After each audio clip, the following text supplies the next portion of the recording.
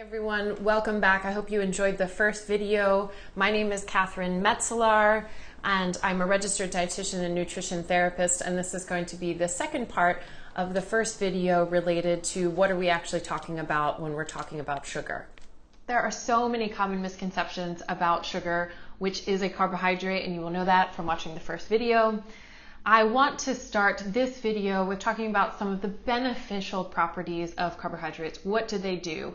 Well, first, they are the preferential source of fuel for your body. And so when you consume food, your body breaks it down into its component parts, one of which being glucose. This is released into the bloodstream. Insulin comes along, helps it into your cell, and this gives all of your body the energy that it needs to thrive and function.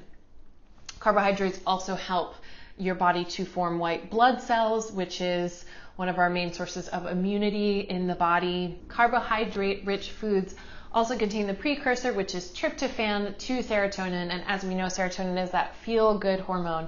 So oftentimes when we don't have enough carbohydrates on board, we can experience increased symptoms of depression.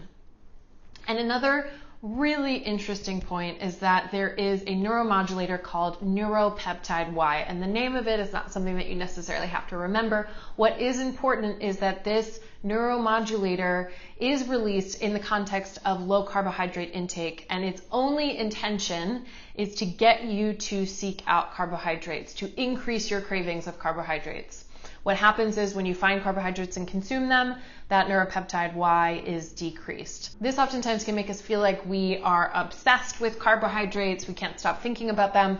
The body is trying to help you get carbohydrates on board because they are so important for your brain and your body to function at its best. So now that we have an understanding about neuropeptide Y, what carbohydrates do for the body and brain, let's move on to some of the research around food addiction, in particular sugar addiction, and it may answer some of the questions as to why you feel addicted to sugar.